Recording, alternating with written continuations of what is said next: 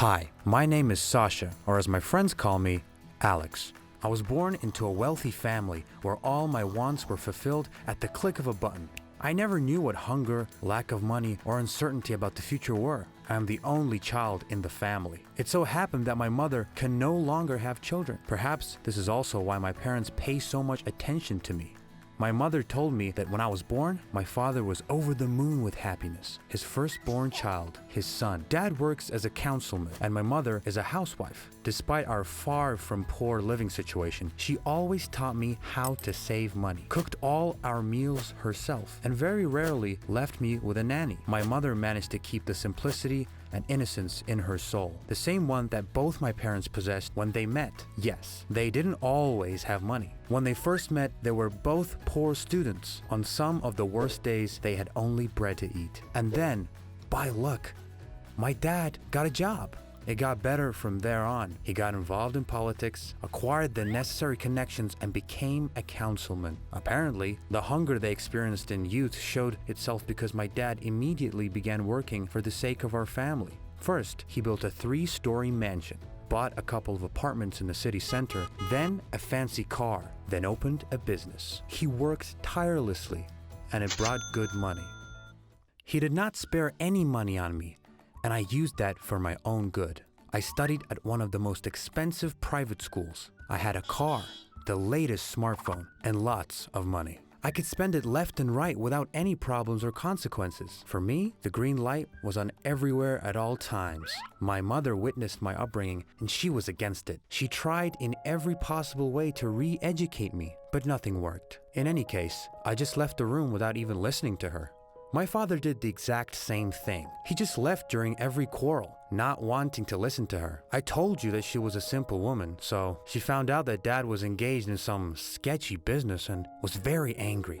She told him to stop because she was afraid for the family. She said that this kind of business would not lead to good. What we have is enough for us, she said. But Dad did not even want to listen. He believed that there can never be enough. I accidentally overheard this conversation, but I didn't care how the money was obtained. The only thing that mattered was that I had it. Now I understand what an idiot I was. So let's talk about my upbringing. My mother wanted to raise me to be kind, but my father argued that I was their only child and that they should try to give me everything that they did not have. My mother understood this, but was afraid of what kind of person I would become. And I became, as you understand, the richest, most spoiled brat ever, with indifference and disregard for the world. But then, something terrible happened.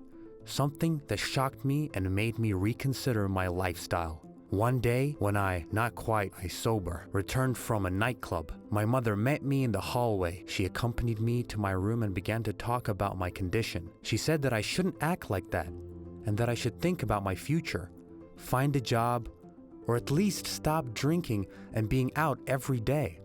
I had a bad headache from the hangover, and I didn't want to talk to anyone at all. I got so angry that I yelled at her and told her not to tell me how to live, and went into my room. Mom got very upset. That morning, she had to go to get fertilizer for the trees in her garden. She loved to take care of plants. Mom ran out of the house feeling very emotional, got into the car, and burst into tears on the way. This is when she didn't notice the car and... I hardly remember the day of the funeral. Everything in my mind is foggy. There were a lot of people, and my father and I didn't even cry. We just could not believe that this all was happening. She was just there, talking to us. I still regret the last time I was so terrible to her, and that we didn't have a proper talk. She left in tears and died. I regret it more than anything else. If I could turn back time, I would ask her to forgive me for everything. The following days, my father and I did not speak to each other. I blamed myself, remembering our last conversation with her. Suddenly, something almost moved in me. I got so angry and I started hating myself. I didn't know what to do. It was evening. I was getting ready to go to the club. As always, upon my arrival, I found all my friends, ordered myself a bottle of my favorite alcohol and wanted to get drunk. But I couldn't. I looked at the bottle and remembered that I was drunk the last time I talked to my mother. I got angry again and threw the bottle on the ground with all my might. The bottle shattered. Everyone was looking at me, including my friends.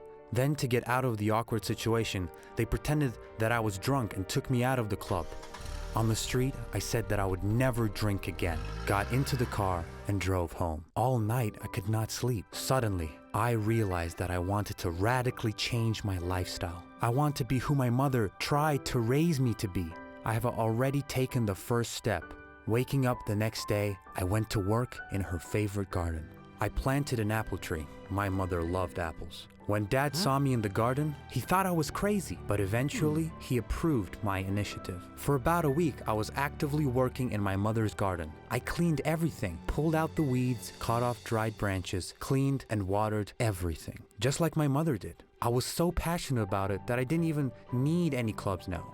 In the evening, my father came home from work. We sat down to dinner, and I accidentally heard him arguing with someone on the phone. I asked him what the matter was. Dad said that there was a man trying to sabotage his business. He will pay for it. He doesn't know who he's dealing with yet, said my father. I was seriously alarmed and asked my dad to quit these sketchy affairs. I reminded him that my mother was against it and that now we were left with only each other, but he said that it was too early for me to get involved with his business. It irked me both as his son and as a man. I continued the discussion, which led to a big fight. You just don't understand yet. Didn't you like driving an expensive car and throwing money left and right? Do you know who earned it? I did. But you didn't care what it cost me, right? What changed now? Father shouted. Mom died. This is what has changed, I shouted back.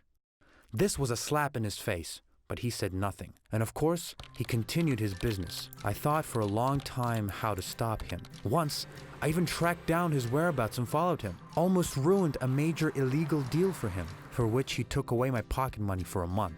But I didn't care. And then the idea of serving in the police occurred to me. In order for this to happen, I had to enter the academy and study there. I talked to my father, but he didn't even want to listen. We had a fight again. He reminded me of the days when I didn't need anything. He said he didn't understand my thinking, that it's not work in the police is not as cool as they portrayed on TV, but the academy will squeeze all the juices out of me and that I wouldn't last a day. But the more of this I heard, the more I wanted to work on the field. A couple of days later, when my father and I were still boycotting each other, he came into my room and said that he believed I, in the academy, would see how others live, that this idea changed my mind. And then he sent me to the academy. This all was a challenge for me. I felt victorious. I wanted to prove to him that I could become a decent person without my father's connections and money. I had to become what my mother wanted me to be. My roommate was Sergey, or Serge, as we called him.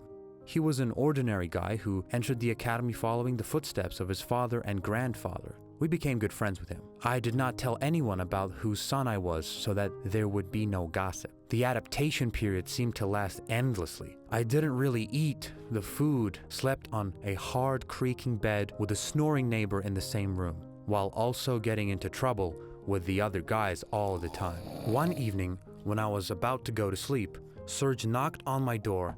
I was surprised because he usually had the keys. He called me into the corridor, said we needed to talk. As soon as I went out, someone put a bag on my hand. The other guys tied my hands, lifted, and carried me somewhere while laughing like lunatics. I was scared and did not understand what was going on. They put me on the floor, took off the bag, and shouted, "Initiation time!" I stood in my underwear in the middle of the street, opposite the women's hostel. Girls looked at me, laughing, took photos, and after a few minutes of shame, I was taken away and locked in the toilet, which didn't flush. You probably get that before all this, they left a smelly surprise there for me. Of course, I somehow got out of there by the morning, and it was not all a friendly gesture. I later realized that this was pure mockery, and it was not just the beginning. It turns out that the guys found out about my father. Somebody leaked the information, and they decided to take out all the anger on me. Or as I heard, nobody talked to me except Serge. The poor roommate always got mocked because he lived with me. His task was to report where I was and what I was doing. I wasn't angry at him. I knew he was forced to do it. Every day was like torture in the dorms and at school. On one hand were the guys, on the other, the teachers. Once during lunch break, they turned over my tray of food on me. In the shower room after physical training, they stole my clothes. At every opportunity, they pushed, shoved, shouted, "Loser, at me. It lasted a long time. I don't even remember exactly how many months, but I never gave up. I endured this. What I could ignore, I ignored, and whatever emotions I couldn't, I took out in sports. It was easier that way. My father called me for the first time only a month later, when I'd had the time to see, eat enough shit, as they say. But I didn't complain. I just said that everything was fine. He came to the academy one day and invited me out to dinner. We had a nice chat with him. I found out he was still doing that fishy business and I got angry again. We quarreled again.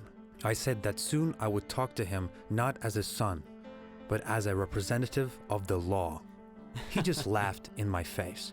Do you think I believe this? You were inept and incompetent before and you have stayed the same. Do you think I don't know anything? You think I don't know how you get bullied here? I give it a month and you will beg to go back home, he said, laughing, reminding me of who I was. I gritted my teeth but forced myself to remain silent and left without even touching the food. The next day, I intensified my training, asked to live in a single room, for which I ended up paying a little. I just needed Serge not to suffer anymore because of me. I put all my energy into studying and physical training, began to eat that awful flavorless food in the canteen, sometimes fought back, walked around alone, but with my head held high. Gradually, things got better. I was getting good grades in all classes. The guys began to bully me less often. I began to sleep better. Well, after a couple of months, I lived freely. I don't know why, but the guys no longer looked at me as the enemy of the people. Serge said I earned respect for being patient and never complaining. 5 years passed like one day.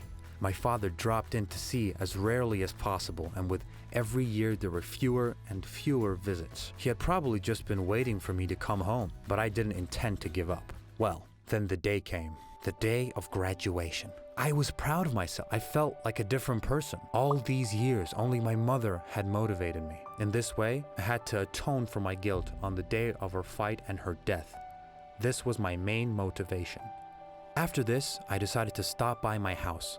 I appeared before my father in a police uniform. We hadn't seen each other for a long time, almost 3 years, because every meeting of ours ended in a fight. I was surprised when my father came up to me, hugged me, and started crying. He began to praise me for what I had become and said that my mother would be proud of me. I warned my father again. I did not want to arrest him, but my dad said that he had stopped his sketchy business a long time ago. I promised your mother that I would do whatever she had wanted. I found her diary in our bedroom. She was very worried about the example I was setting for you. Unfortunately, it was only after her death that I realized this. I quit my business right after her death. I just didn't tell you about it. I saw how it motivated you, he said.